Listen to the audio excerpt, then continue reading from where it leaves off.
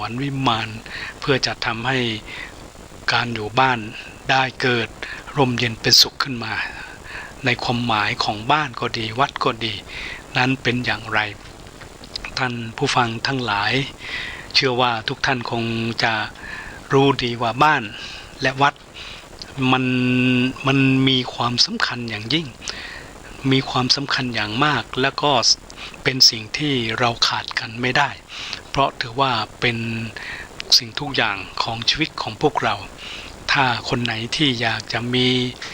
ความเป็นอยู่หรือมีความสุขในชีวิตนั้นถ้ามีบ้านก็เท่ากับว่าเราได้สร้างวิมานสวรรค์ให้เกิดขึ้นเพื่อทำให้เราได้เข้าใจ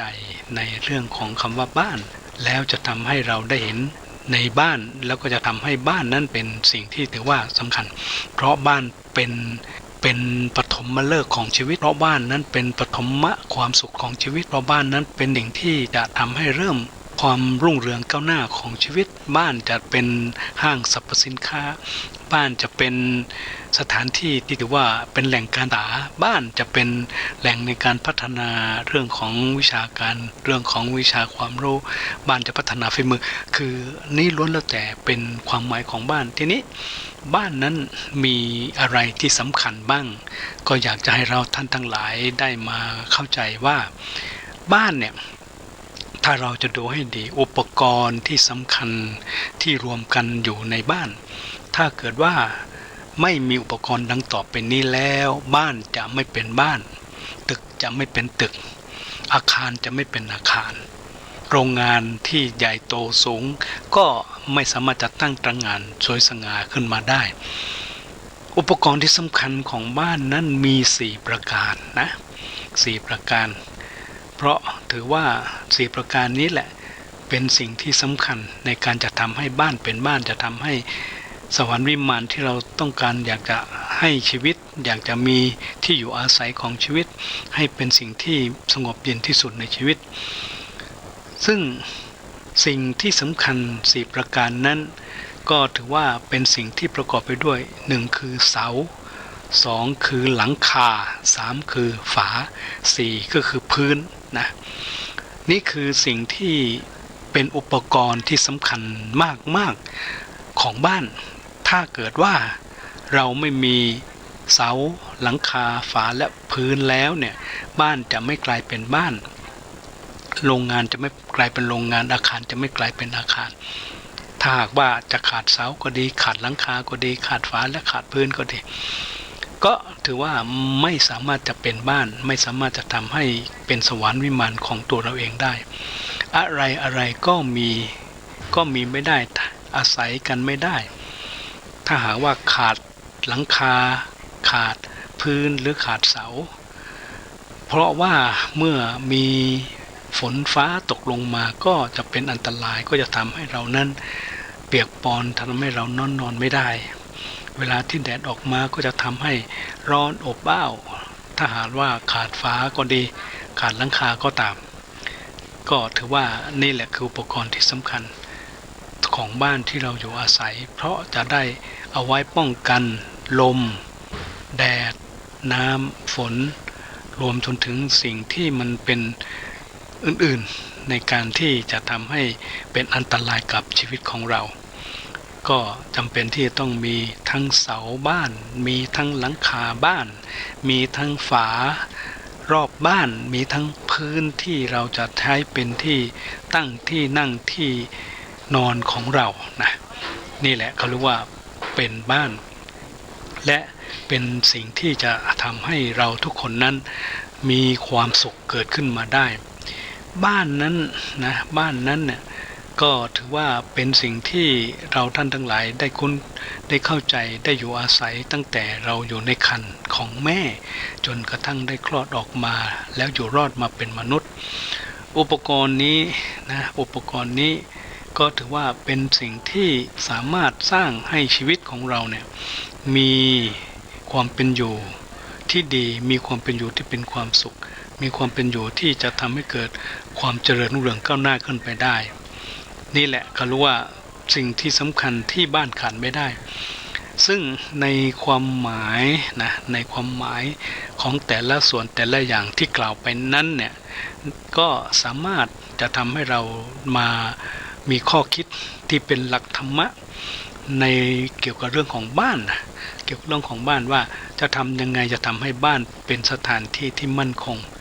และจะทำยังไงจะทำให้ครอบครัวของเรานั้นเป็นครอบครัวที่มีความถาวรมั่นคงอยู่ได้นะให้เกิดความสงบสุขไม่ร้อนไม่ทุกข์ร้อนก็เราต้องอาศัยคุณธรรมสำคัญเกี่ยวกับเรื่องของบ้านอยู่4ประการนะ4ประการก็คือเสาคือหลังคาคือฝาและพื้นใน4อย่างนี้เป็นธรรมะที่จะนำมาให้ท่านทั้งหลายให้รู้แล้วก็ได้เข้าใจเพื่อจะทำให้เกิดปัญญาในการที่จะทำให้เรานั้นสามารถนำมาประคับประคองบ้านให้เจริญรุ่งเรืองให้มั่นคงแล้วก็ให้เป็นบรมสุขแก่ตัวของเราเรามาดูว่าเสามี4เสานะเสามี4เสาเนี่ยเป็นสิ่งที่ค้ำบ้านนะค้ำยันบ้านให้ตั้งมั่นคงให้ตั้งอยู่ได้ให้เราได้อาศัยได้อย่างปลอดภัยเสาแต่ละต้นเนี่ยเปรียบเสมือนธรรมะก็คือเสาหนึ่งเสาต้นที่1ก็คือถ้าเป็นธรรมะก็ได้แก่สัจจะสัจจะแปลว่าจริงตรงแท้หมายถึงตรงจริงจังจริงใจจริงจังต่ออะไรต่อหน้าที่การงานจริงจังต่อกันและกันที่เป็นคนที่อยู่ในบ้านที่อาศัยร่วมกันเราต้องมีความซื่อตรงต่อกันและกันเสาบ้านมีความตั้งมั่นคงก็เราต้องมีสัจจะที่มั่นคงให้กันและกันดังที่ภาษาบาลีได้กล่าวไว้ว่าสัจเจนะกิตติงปัปโปติบุคคลจะถึงซึ่งความมีเกียรติก็เพราะสัจจะเนี่ยในความหมายตรงหมายถึงว่าความเป็นผู้ซื่อตรงไม่ทรยศไม่คดโกงไม่คดงอไม่เอาเปรียบไม่เป็นผู้ที่เห็นแก่ตัวนะนี่คือพระลูกเป็นสิ่งที่จะทำให้เรานั้นทำบ้านเนี่ยให้เป็นบ้านที่ดีเขาบอกว่าไม้ที่คดก็เอามาทำเป็นขอเหล็กที่งอก็เอามาทำเป็นเขียวคนถ้าอยู่ร่วมกันคดอย่างเดียวใช้ทำอะไรก็ไม่ได้แท้ๆก็หมายถึงว่าไม่แปรผันไม่กลับกรอกไม่กลิ้งกรอกไม่กรอกกล้นแล้วก็ไม่สลายเป็นอย่างอื่นถ้าเราเป็นคนที่อยู่อาศัยในบ้านเดียวกันสิ่งที่จริงจังจริงใจและซื่อสัตย์นั้นถือว่าสำคัญนี่ก็เป็นเสาต้นที่1เสาต้นที่2ก็คือธรรมะหมายถึงคุณธรรมประจำใจได้แก่ความอ่อนน้อมอ่อนหวานอ่อนโยนนะความเป็นผู้ที่มีเมตตาความเป็นผู้ที่มีความนอบน้อมกราบไหว้นี่เป็นสิ่งที่ถือว่าเป็นคุณธรรมประจำใจของคนที่จะอยู่ในบ้านแล้วสามารถจะทำให้การอยู่ในบ้านนั้นมีเรียกว่ามีความอบอุ่นมีความร่มเย็นเป็นสุขนะเพราะเรื่องของความอ่อนโยนก็ดีอ่อนน้อมก็ดีอ่อนหวานก็ดีเรื่องของมีความเมตตามีความเรียกว่าช่วยเหลือเกื้อกูลกันนี่ก็ถือว่าเป็นสิ่งที่ทำให้เราอยู่ร่วมกันได้อย่างมีความสงบสุขแล้วก็อย่างมีความมั่นคงมั่นใจนะไม่วิตกกังวลไม่มีความหวาดระแวงไม่มีความเรียกว่าคิดมากสิ่งที่เป็นความถูกต้องสิ่งที่เป็นความไว้วางใจสิ่งที่จะทำให้เกิดความเรียกว่าหนักแน่นแล้วก็มีความสบายใจอันนี้เป็นการทำให้บ้านที่เรารวมกันอยู่ในบ้านนั้นมันจะทำให้เราได้ถือว่ารวมกันเป็นหนึ่งแล้วจะทำให้บ้านก็มีความเป็นสุขเราก็มีความมั่นคงคือมีความมั่นคงไม่หวั่นไหวอันนี้ก็ถือว่าเป็นเรื่องที่สำคัญถ้าเรามีธรรมะนะต่อไปคือทิฏฐิเสาต้นที่3คือทิฏฐินี่เป็นคำนะถ้าเป็นภาษาเขาเรียกว่าเป็นไวยพจน์ ก็หมายถึงว่าของคือเป็นไวยพจน์ของขันติขันติก็คือความอดทนอดกลั้นนอกจากจะอดทนแล้วก็ยังต้องหนักแน่นไม่หวั่นไหวในโลกทั้งหลายในเรื่องทั้งหลายไม่เป็นคนที่เรียกว่าตาบอดใจบอดหูบอดนะคือไม่เป็นคนที่เรียกว่าโง่หรือไม่เป็นคนที่ไม่อยากใช้คำว่าโง่คือไม่อยากให้เราเป็นคนใจบอดตาบอดหูบอดหรือว่าปัญญาบอดที่เรียกว่าอย่างนี้ก็เพราะว่าถ้าเราอยู่ร่วมกันเนี่ยเราต้องยิ้มได้เมื่อภัยมาไม่โศกาเมื่อทุกข์มียิ้มได้เมื่อถูกเยาะหัวเราะเมื่อถูกเย้ยวางเฉยเมื่อถูกชมเราอยู่ด้วยกันในบ้านเนี่ยนะแน่นอนว่ามันจะต้องมีการกระทบกระทั่งเหมือนกับลิ้นกับฟันลิ้นกับฟันเนี่ยมันก็มีโอกาสพลาดได้เวลากินเวลาเคี้ยวเวลาพูดมันก็จะทำให้เกิดการกัดหรือการเป็นแผลขึ้นมาได้เหมือนกันเราอยู่ในบ้านเดียวกันการทะเลาะหรือการเห็นต่างหรือการมีความคิดที่แตกต่างหรือการทำผิดนี่มันก็เกิดขึ้นมาได้ฉะนั้นถ้าเรามีขันติคือความอดทนไม่ใช้กำลังไม่ใช้ความบัทุษร้ายไม่คิดร้ายไม่พูดร้ายไม่ทำร้ายกันเนี่ยมันจะต้องมีขันตินะต้องมีอดทน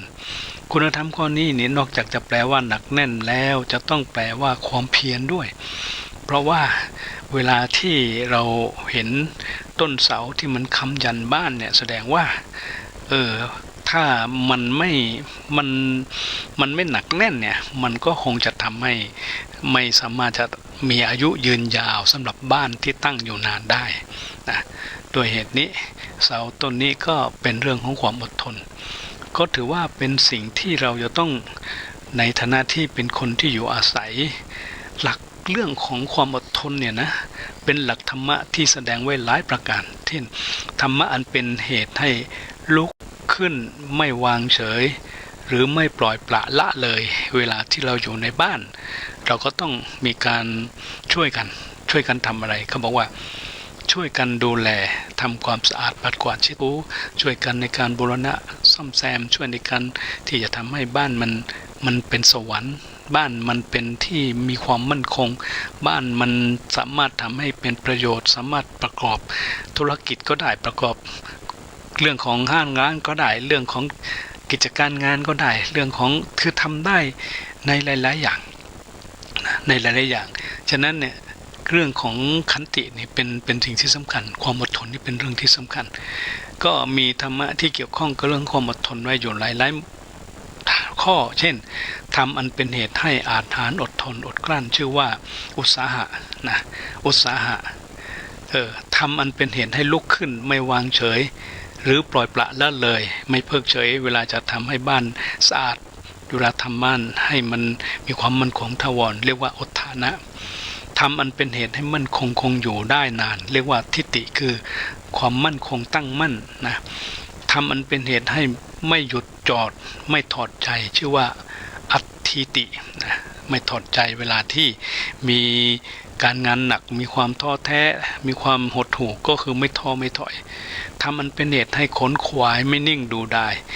ก็เรียกว่าวายามะแน่นอนว่าเราจะต้องไม่นิ่งดูได้เรียกว่าเมื่ออยู่ในบ้านเราอยู่ด้วยกันหลายคนเราก็ต้องช่วยกันในการที่จะทำบ้านให้มันมีความเจริญทำให้บ้านมันน่าอยู่ทำให้บ้านมันมีความสะอาดสงบทำให้บ้านมันเป็นสวรรค์วิมานดีให้มันดีขึ้นมาแล้วจะทำให้บ้านสามคือว่าให้มีความ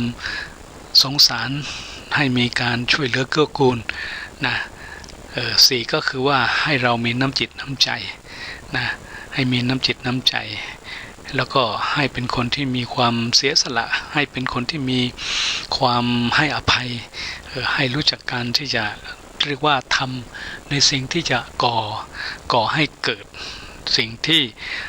มันเป็นความเจริญด้านความมั่นคงบ้านเนี่ยมันเป็นทั้งหนึ่งก็คือว่าแน่นอนว่ามันเป็นความมั่นคงของชีวิตของครอบครัวของคนนะบ้านมันเป็นสถานที่ที่จะทำให้เป็นโอข้าวโอน้ำก็ได้จะเป็นโรงพยาบาลก็ได้จะเป็นห้างสรรพสินค้าก็ได้จะเป็นโรงงานก็ได้จะเป็น เรื่องของโรงละครก็ได้จะเป็นเรื่องของที่มีความสุขขับร้องเต้นรำก็ได้คือเป็นได้ทุกอย่างถ้าเกิดว่าชีวิตของพวกเราเนี่ยในการที่จะอยู่ร่วมกันแล้วก็ทำให้บ้านนะเป็นสวรรค์ขึ้นมาอย่างที่กล่าวไปแล้วนั้นทีนี้ในข้อที่4คืออนุรักษณประทาน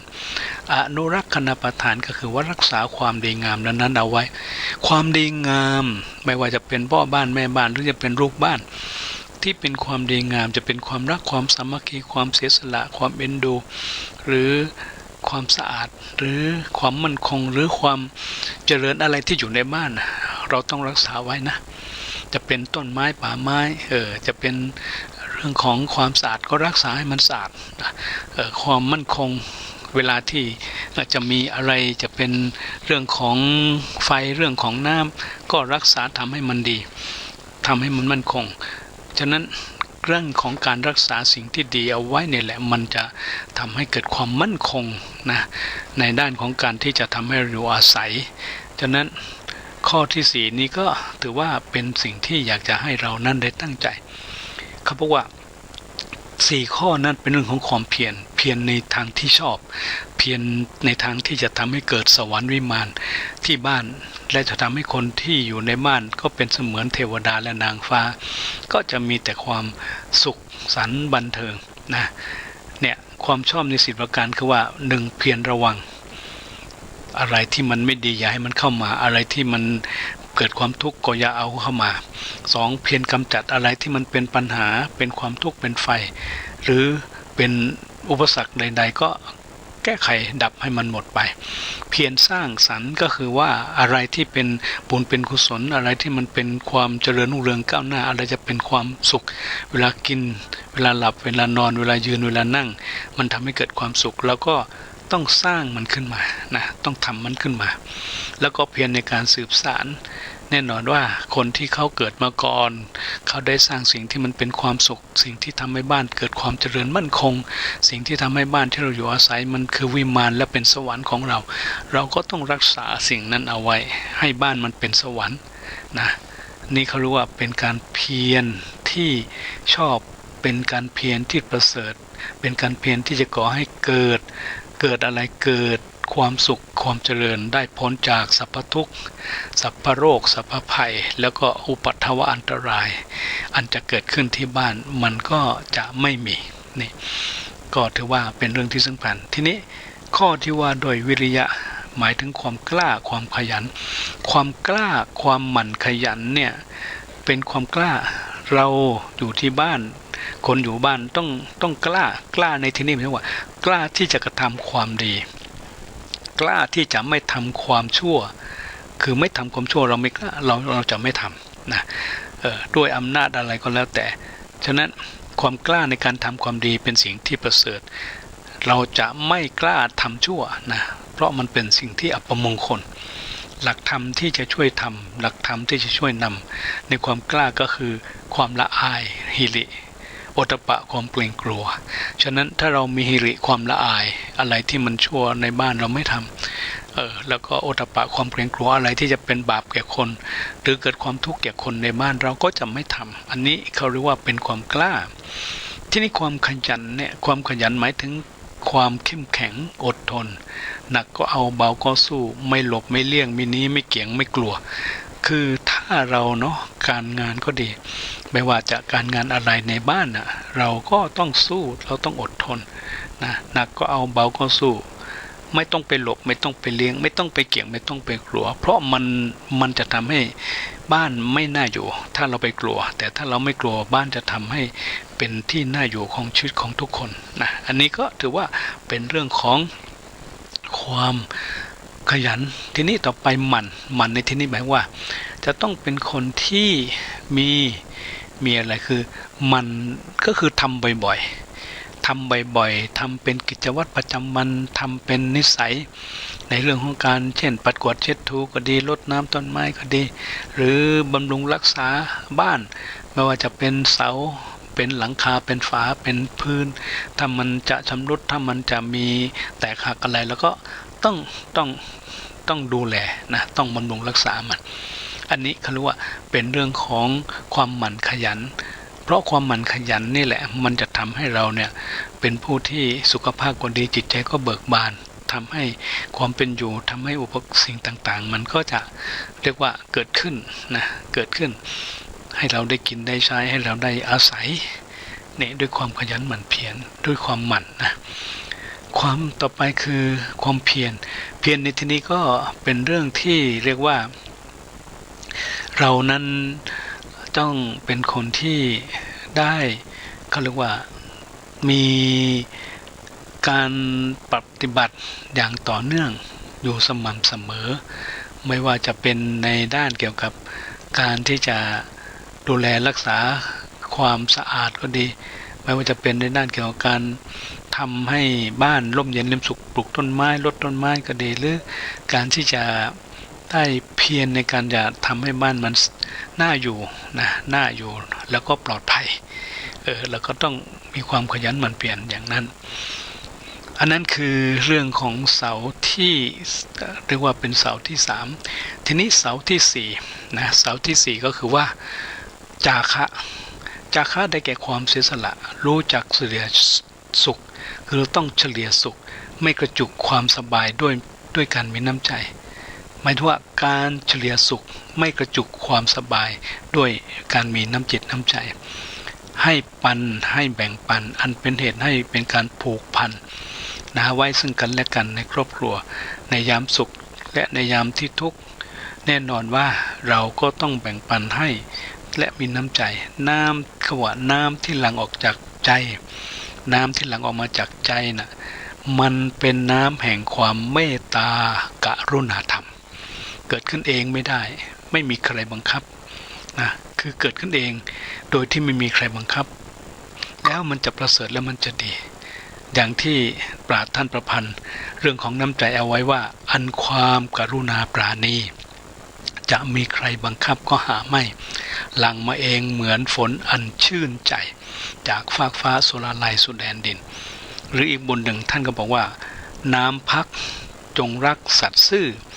น้ำแรงร่วมมือทำกิจน้ำคำฉ่ำหวานสมานมิตรน้ำจิตเมตตาอารีรวมความคือว่าคุณธรรมอันเป็นเสาที่4ที่ช่วยค้ำประคอง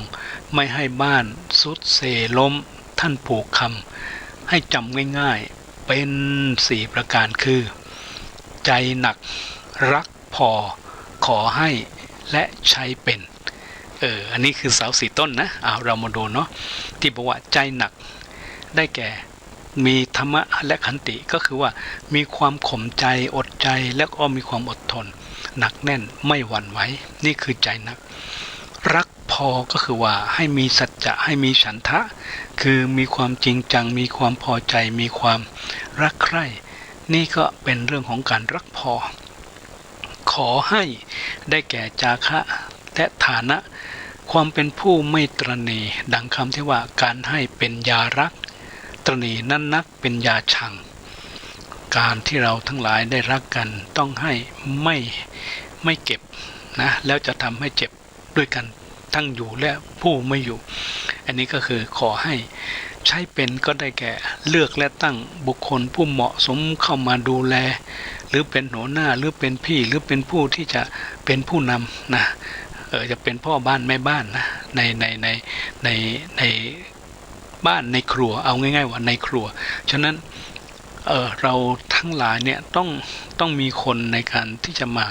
ทำเป็นแม่ครัวก็ดีพ่อครัวก็ดีเนาะเพื่อที่จะทำให้เรียกว่าบ้านเนี่ยก็อย่างที่กล่าวว่าบ้านนี่คือสวรรค์วิมานชีวิตของเราเนี่ยอยู่ในบ้านเนี่ยมันจะต้องมีของกินมีของใช้มีของไม่เห็นมันสงบตรงไหนเลยเนาะหน้ามันจะก็มีสิ่งที่เรียกว่าทำให้ปลอดภัยแน่นอนว่ามันจะต้องมีคลังด้วยคลังซึ่งถือว่าเป็นสิ่งที่สำคัญที่ใครก็ขาดไม่ได้เรื่องของคลังฉะนั้นแล้วนี่จะต้องมีถ้าไม่มีนี่ถือว่าเป็นอันตรายนะเพราะว่าการอยู่ในบ้านนี่ก็อย่างที่บอกว่าคือในบ้านเนี่ยเป็นได้ทั้ง เรื่องของตลาดเป็นได้ทั้งเรื่องของโรงงานเป็นได้ทั้งเรื่องของข้าวปลาอาหารเป็นได้ทั้งโรงพยาบาลเป็นได้ทั้งวัดเป็นได้ทั้งโรงเรียนเป็นได้ทั้งสิ่งที่เรียกว่าผลิตสิ่งที่จำเป็นให้กับชีวิตเรื่องของปัจจัยสี่ฉะนั้นแล้วเนี่ยก็อันนี้ก็ถือว่าเป็นเรื่องของบ้านที่อยากจะฝากพวกเราทั้งหลายว่าบ้านนั้นเมื่อมีสิ่งสำคัญว่ามีเสาเนาะมีเสาที่คอยค้ำยันแล้วจะทำให้บ้านเป็นบ้านที่จะทำให้เรานั้นสามารถอยู่ร่วมกันแล้วก็เป็นสิ่งที่ทำให้เรานั้นมีชีวิตที่ประเสริฐเป็นชีวิตที่มีความสุขขึ้นได้ฉะนั้นแล้วนี่จึงเป็นเรื่องที่อยากจะฝากพวกเราทั้งหลายไปร่วมกันนะแล้วทีนี้ก็คือว่าอย่างนี้การดำเนินชีวิตและการอยู่ร่วมกันในบ้านนั้นน่ะ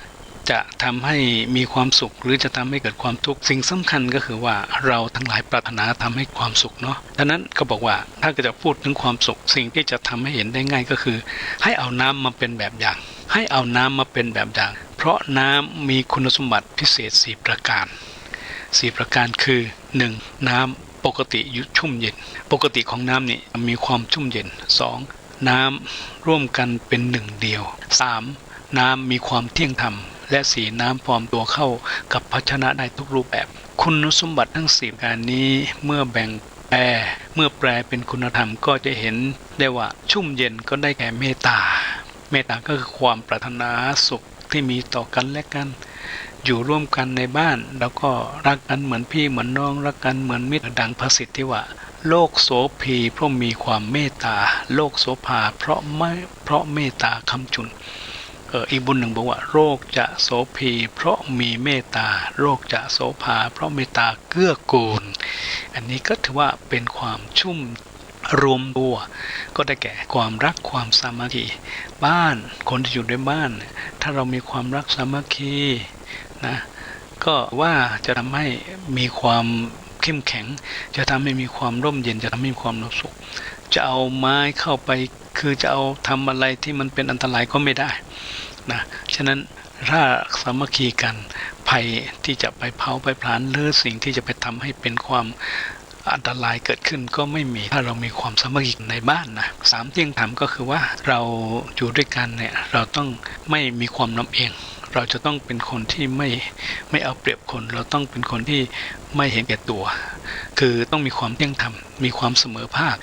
นะเมื่อมีสิ่งของอะไรมาก็แบ่งปันแบ่งกินแบ่งใช้แบ่งให้เพื่อจะทำให้การอยู่ร่วมกันนั้นมันจะเกิดความเที่ยงธรรมเกิดขึ้นได้เพราะความรักขึ้นได้เพราะความเมตตาเกิดขึ้นได้เพราะความกรุณาเกิดขึ้นได้เพราะการไม่หลงผิดไ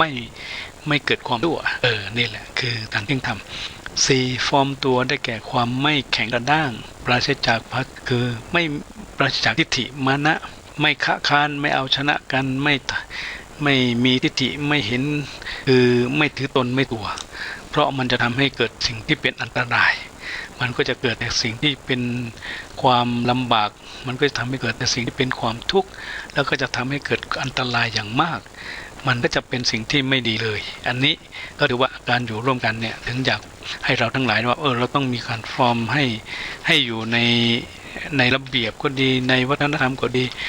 ในหลักธรรมก็ดีเพื่อจะทำให้เกิดมีความสุขร่มเย็นแล้วจะทำให้เราเป็นในสิ่งที่ดีเป็นในสิ่งที่ประเสริฐเป็นในสิ่งที่จะก่อให้เกิดแต่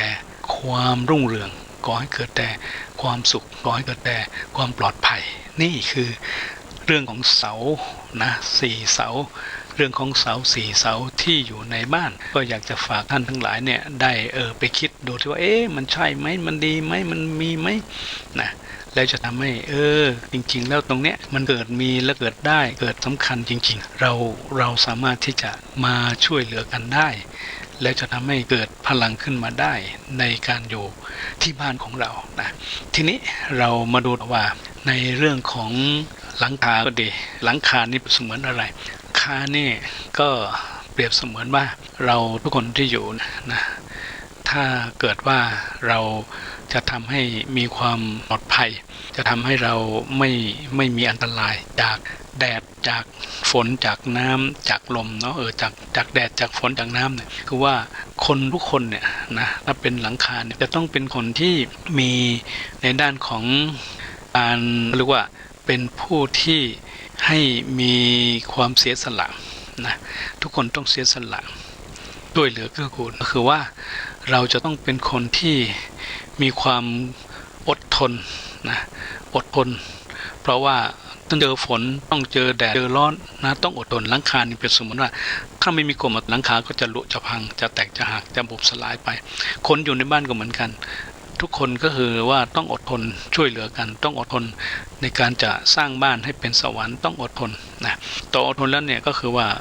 จะต้องหลังคาเนี่ยจะต้องมีเรื่องของการข่มนะข่มอะไรที่มันจะไม่ชอบอะไรที่มันไม่ถูกใจอะไรที่มันไม่ถูกอารมณ์แล้วก็ต้องข่มอย่าระเบิดนะเพื่อจะทำให้มันร่มเย็นเพื่อจะทำให้หลังคามันป้องกันความร้อนป้องกันน้ำมันทำให้เราได้อยู่สบายขึ้นมาต่อจากนั้นคือว่าต้องเป็นผู้ที่ไม่อยู่นิ่งไม่วางเฉยก็คือว่าบ้านหลังคาบ้านเนี่ยจะเป็นผู้ที่ช่วยดูแลแล้วช่วยป้องกันนะช่วยดูแลแล้วช่วยป้องเปรียบคนไม่เห็นแก่ตนไม่เห็นแก่ตัวเหมือนร่มที่เรากางนะมันก็ป้องกันน้ำฝนป้องกันแดดไม่ให้มันร้อนในตัวเราขึ้นมาได้เนี่ยหลังคาฝาบ้านเนี่ยก็คือว่าเราจะต้องเป็นผู้ที่จะพูดง่ายคือว่าขอให้เป็นคนที่มีความเมตตาคือความรักแล้วก็ให้ความอบอุ่นนะให้ความกรุณาคือให้ความอบอุ่นด้วยกันเพราะว่าฝาบ้านเนี่ยจะช่วยทำให้ป้องกันลมพัดพาป้องกันอากาศทำให้มันไม่หนาวไม่ทำให้เป็นอันตรายจากสัตว์จากฝนจากละอองแน่นอนว่าเราก็ต้องเป็นคนที่มีทั้งเรื่องของความกรุณาคือความเมตตาความกรุณาคือความสงสารเอ็นดูแล้วก็จะต้องเป็นผู้ที่มีเรื่องของการที่จะปรารถนาดีมีเขาเรียกว่ามีความปรารถนาในการจะให้ความสุขนะให้ความสุขในส่วนของ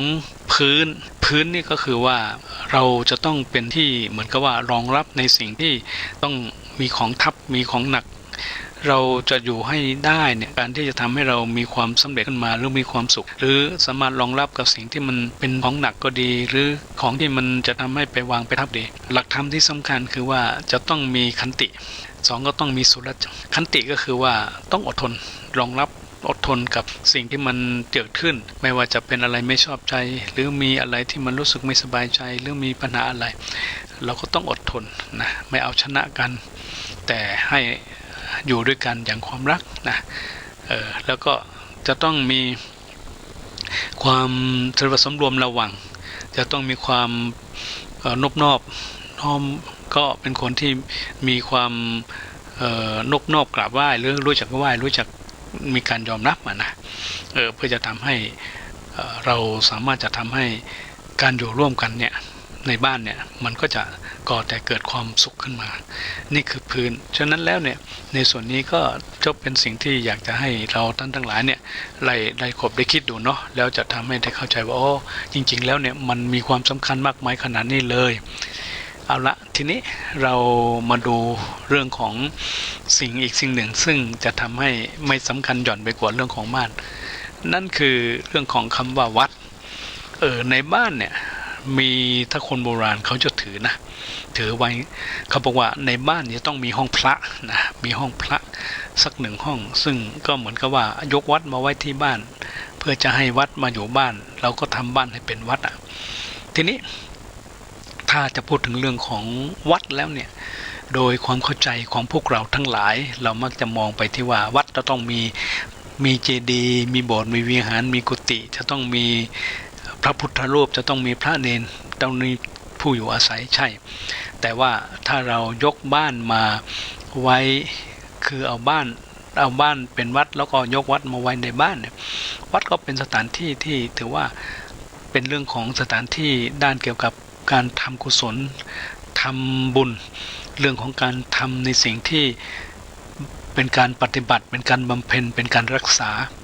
เพื่อจะทำให้บ้านมันเป็นบ้านวิเศษเป็นบ้านที่เรียกว่ามีเรื่องข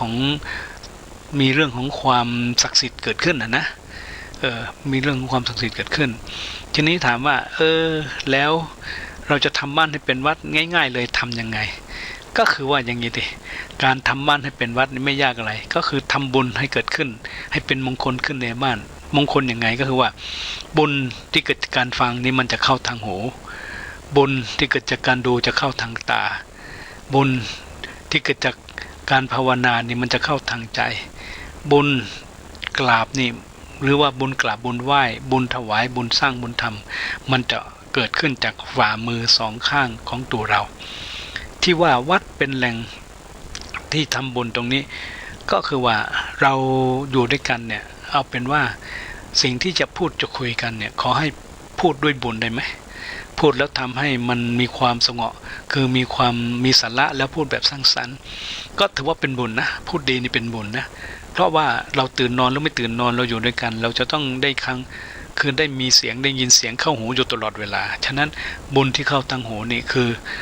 ต้องอาศัยการฟังนะเหมือนกันการทำอะไรก็เหมือนกันการที่จะทำให้เป็นบุญเข้าทางตาก็คือดูอะไรที่มันจะทำให้บ้านมันเป็นสวรรค์อุมานแล้วก็ช่วยกันเนาะเพื่อจะทำให้เวลาตาดูเห็นแล้วมันโอ้มันเป็นบุญเนาะเราก็ต้องทำดีด้วยการทำบ้านนั่นแหละให้มันดีหรือการที่จะทำให้เกิดความสุขทางใจแน่นอนว่าทางใจเนี่ยมันเป็นเรื่องของนามธรรมแต่มันเกิดจากการแสดงด้วยการกระทำหรือด้วยการเขาเรียกว่าด้วยการ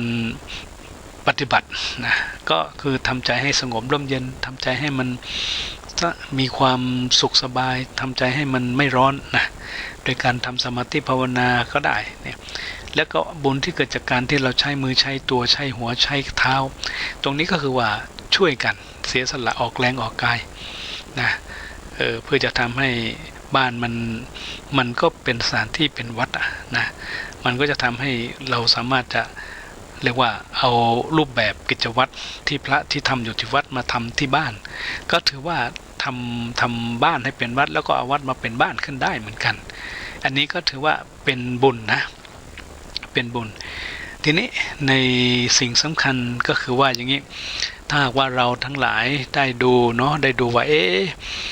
การที่มีคนเรียกว่าต้องไปวัดต้องเข้าวัดต้องอยู่วัดเนี่ยนะทำไมต้องไปทำอย่างนั้นก็เพราะว่าคนเขาหมายว่าคนโบราณก็ดีคนปัจจุบันนี่ก็ดีเขาถือว่าบ้านวัดเป็นสิ่งที่ขาดไม่ได้เพราะมันเป็นชีวิตและจิตใจนะเป็นชีวิตและจิตใจเป็นความสุขคือขาดไม่ได้ผูกพันมาตั้งแต่แรกเกิดผูกพันตั้งแต่อยู่ในแม่เลยทีเดียวฉะนั้นเมื่อพูดถึงวัดเนี่ยวัดนั้นจะต้องเป็นสิ่งที่วัดกันยังไงเป็นสิ่งที่พูดถึงอะไรเป็นสิ่งที่กล่าวถึงอะไรเป็นสิ่งที่จะสร้างอะไรก็คือว่าอย่างนี้ความสำคัญของวัดนะความสำคัญของวัดนั้นเป็นสถานที่สำหรับบำเพ็ญกุศลผลบุญวัดนั้นเป็นสถานที่ในการศึกษาเราเรียนธรรมวินัยวัดนั้นเป็นสถานที่ในการที่เราจะปฏิบัติเพื่อให้เข้าถึงธรรมเพื่อให้บรรลุในธรรมก็คือนิพพานนี่คือหลักใหญ่เลยทีเดียวนะนี่คือหลักใหญ่เลยทีเดียวทีนี้การเข้าวัดของคนเนี่ยของคนเราเนี่ยมีจุดประสงค์สำคัญอยู่หลายอย่างหนึ่งเข้าวัดเพื่ออะไรเพื่อวัดศรัทธาวัดเพื่อวัดศรัทธาคือวัดศรัทธาความเลื่อมใสความตั้งมั่นที่มีต่อพระบรมศาสดาสัมมาสัมพุทธเจ้าว่าเรามีความศรัทธาเลื่อมใสต่อพระพุทธพระธรรมพระสงฆ์อย่างไรทำเขาเรียกว่าเป็นการวัดศรัทธาทีนี้วัดความสามารถตรงนี้ก็คือว่าดูว่าเราสามารถจะปฏิบัติรักษาศีลสามารถจะนำธรรมะในทางพระพุทธศาสนามาใช้ในชีวิตประจำวันของเราได้มากน้อยขนาดไหนนะอันนี้ก็เป็นการวัดความสามารถเพราะศีลห้าเนี่ยมันเป็นหลักธรรมะสำหรับคนที่จะพัฒนาตัวของเขาให้เป็นมนุษย์และพัฒนาของตัวเป็นมนุษย์ให้เป็นเทวดาได้ศีลห้านี่นะศีลห้าข้อนี่แหละฉะนั้นนี่คือการวัดความสามารถของคนที่เรียกว่าเป็นพระพุทธก็ได้หรือเป็นคนก็ได้เป็นมนุษย์ก็ได้นะจะต้องวัดกันอย่างนี้ 3 วัดสามัคคีก็คือว่าที่บ้านเนี่ยเราจะอยู่คนเดียวไม่ได้ใช่ไหมเราจะต้องอยู่ร่วมกันหลายคนนะจะมีพ่อแม่ญาติพี่น้องหรือจะเป็นเพื่อนฝูงหรือจะเป็นคนในสังคมเราวัดกันตรงที่ความสามัคคีถ้าเราอยู่ในบ้านเรามีความรักความสามัคคีโอ้มันเป็นจุดเริ่มต้นของคนเป็นจุดเริ่มต้นของมนุษย์ที่จะสามารถพัฒนาสามารถจะเป็นผู้ที่มีความเจริญนะเพราะความสามัคคีนี่นำมาซึ่งความสำเร็จเลยจะทำให้เป็นพลังสร้างบ้านก็จะทำให้เสร็จได้เร็วทำอะไรก็จะทำให้สำเร็จได้เร็วฉะนั้นความรักความสามัคคีจึงถือว่าเป็นการวัดความสามัคคี4วัดศักดิ์ศรีเราอยู่บ้านนี้เราอยู่บ้านเลขที่นี้เราเป็นตระกูลนี้เรามีศักดิ์ศรีเราเป็นผู้ที่ถือว่าเป็นเจ้าของบ้านเราต้องมีศักดิ์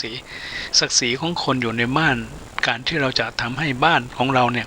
ได้เป็นบ้านที่ดีเนี่ยแน่นอนว่าตัวเราเองเนี่ยคนที่อยู่ในบ้านด้วยเนี่ยจะต้องเป็นคนที่มีหลักยึดว่าบ้านนี้อยู่แล้วเป็นสุขบ้านนี้อยู่แล้วรวยบ้านนี้อยู่แล้วมั่งมีสีสุขนะบ้านนี้อยู่แล้วจะทำให้เกิดความเจริญอันนี้ก็เป็นการบอกถึงความคือบอกถึงการเป็นผู้มีศักดิ์ศรี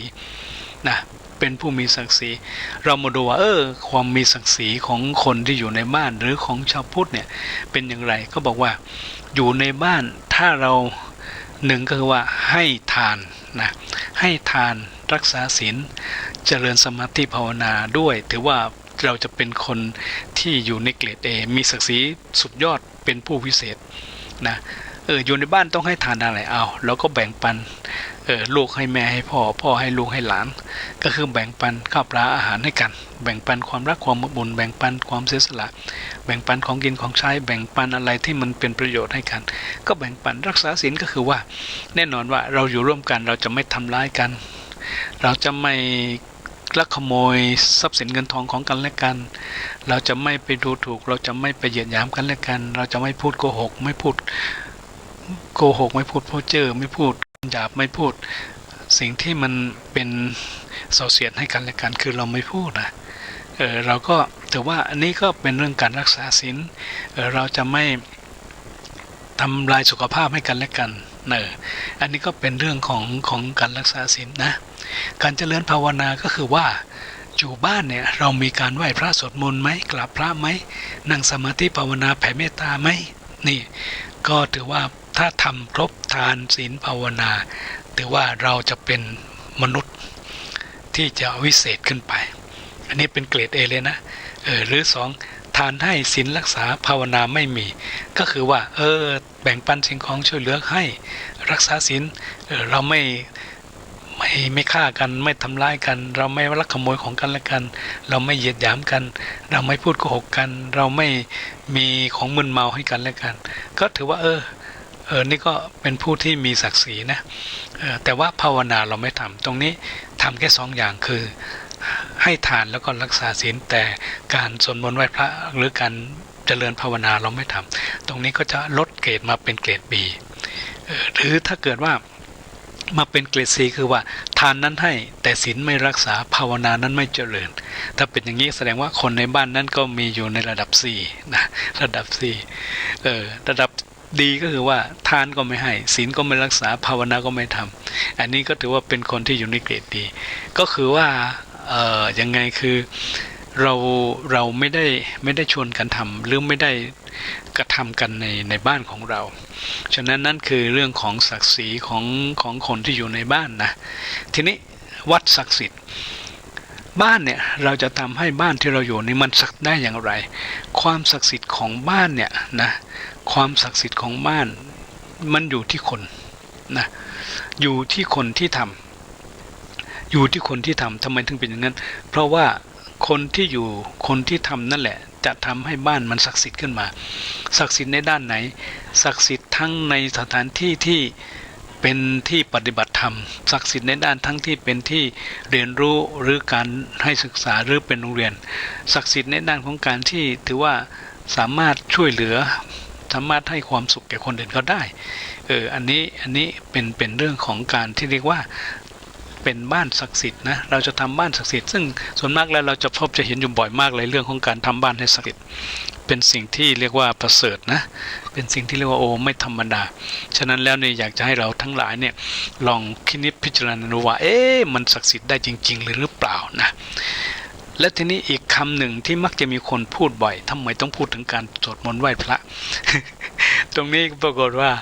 คือบางบ้านเนี่ยเขาจะสวดทุกวันแต่บางบ้านในสวดเฉพาะวันเสาร์อาทิตย์หรือบางบ้านก็สวดวันพระบางบ้านก็สวดวันศีลก็คือวันโกนเนาะวันศีลวันศีลวันตาลทีนี้ก็มีคำว่าวันพระทำไมต้องมีวันพระวันจันทร์อังคารพุธพฤหัสศุกร์เสาร์อาทิตย์มีแล้วทำไมต้องมาเพิ่มวันพระขึ้นอีกคือในทางพระพุทธศาสนาเนี่ยในสมัยพระพุทธกาลเนี่ยพระพุทธเจ้าเนี่ยก็ได้มีการให้โมภิกษุสงฆ์ทั้งหลายได้ทำวัดสวดมนต์กันทุกวันนั่นแหละแต่ว่าพิเศษก็คือวันพระหมายว่า7วันจะมีการประชุมใหญ่1ครั้ง7วันจะมีการประชุมใหญ่1ครั้งประชุมใหญ่ด้วยการทำอะไรด้วยการฟังเทศน์ฟังธรรมที่พิเศษด้วยการสวดปาฏิโมกข์ซึ่งถือว่าเป็นหัวใจสำคัญของศาสนาเนี่ยนะทีนี้วันพระนี่เป็นวันที่ประเสริฐด้วยการเป็นวันที่เรียกว่าว่างเว้นจากการที่จะว่างเว้นที่ไม่ต้องไปมีเวรภัยไม่ต้องไปมีเรื่องการทำบาปทำชั่วอะไรนะก็ให้เป็นวันที่มีการอภัยทานเป็นวันที่จะได้มาหยุดพักผ่อนเป็นวันที่จะได้มาปฏิบัติธรรมเป็นวันที่จะมาแลกเปลี่ยนเรียนรู้เป็นวันที่จะมาฟังเทศน์ฟังธรรมกันนะ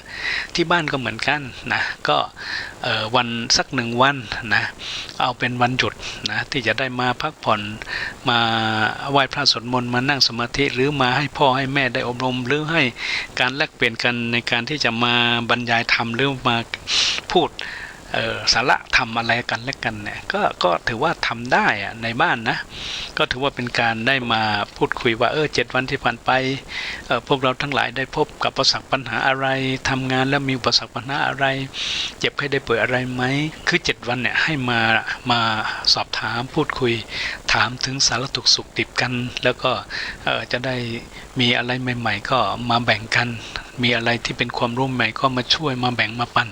อันนี้ก็ถือว่าเป็นสิ่งที่จะเกิดประโยชน์นะก็ถือว่าเป็นสิ่งที่เนี่ยแหละคือเอาวันหนึ่งให้เป็นวันพบปะวันอยู่พร้อมหน้าพร้อมตาวันที่จะมาเพิ่มพูนเรื่องของความรักความอบอุ่นเรื่องของการให้สติปัญญาเรื่องของการให้หลักธรรมข้อคิดเรื่องของการที่จะมาระบายความทุกข์ความสุขอะไรให้กันและกันฟังนะอันนี้ก็ถือว่าเป็นสิ่งที่ประเสริฐเป็นสิ่งที่ดีสำหรับวันพระนะทีนี้นอกจากนั้นแล้วเนี่ยวันพระนั้นเป็นวันที่ถือว่าเป็นวันที่จะสร้างบุญสร้างกุศลแล้วก็ทำบุญทำกุศลขึ้นในบ้านก็ได้การทำบุญทำกุศลนี่ก็คือการปฏิบัติธรรมนั่งสมาธินะหรือจะไปทำบุญพร้อมกันไปทำบุญในวัดในสถานที่หรือไปในสังคมก็ได้แล้วแต่เรานะก็ถือว่าจะเป็นสิ่งที่ดีนะเป็นสิ่งที่จะก่อให้เกิดแต่ความดีฉะนั้นเราทำวันพระให้เป็นวันเพ็ญก็คือว่าเราจะทำวันนี้เนี่ยเป็นวันที่เพิ่มพูนให้เกิดเพชรขึ้นมาในใจเพชรที่ว่านี่คือเพชรจากการปฏิบัติธรรมเพชรที่เกิดจากการศึกษาธรรมเพชรที่เกิดจากการได้ฟังธรรมเพชรในการที่จะได้มาแลกเปลี่ยนเรียนรู้เรื่องของอะไรที่มันเป็นสติปัญญาเป็นความดีอะไรให้กันอันนี้ก็ทำวันพระให้เป็นวันเพชรนะแล้วจะทำให้เกิดพลังเกิดขึ้นกับตัวเรานอกจากนั้นแล้วเนี่ยทำวันพระให้เป็นวันเรียกว่าเป็นวันของเทวดาก็คือเทวดาเนี่ยเขาถือว่าเนรมิตสิ่งทิพย์อะไรให้กันและกันนะก็ทำขึ้นมาได้เนี่ยก็สามารถที่จะทำให้ขึ้นได้นะนอกจากทำวันพระเป็นพระแล้วก็ทำวันพระให้เป็นเพชรแล้วก็มาทำวันพระให้เป็นเทพนะเป็นเทพเทวะหรือว่าทำวันพระให้เป็นวันแห่งความบรมสุขนะที่เราทุกคนจะได้มาพร้อมกันในการจะมาปฏิบัติธรรมด้วยกันนะสละเวลาสักชั่วโมง2 ชั่วโมงจะเป็นตอนเช้าตอนเย็นก็แล้วแต่เราทำได้สร้างดีนี่คือการทำวันพระให้เป็นวันที่ถือว่าเป็นวันชีวิต ที่ยอดของตัวเราเองเนาะนี้ก็ได้นำเรื่องสาระเกี่ยวเรื่องของบ้านแล้วก็เรื่องของวัดมาพูดมาคุยในรายการร่มธรรมนำสุขวันนี้ก็ปรากฏว่าเวลาหมดเวลาฉะนั้นแล้วเนี่ยก็ขอฝากทุกท่านทั้งหลายว่าการที่พวกเราจะมีความสุขการที่พวกเราได้มีบ้านที่ทำให้เราเกิดความสุขทำที่ถือว่าเราทั้งหลายสามารถจะร่วมกันสร้างบ้านให้เป็นสวรรค์เป็นวิมานในการจะทำให้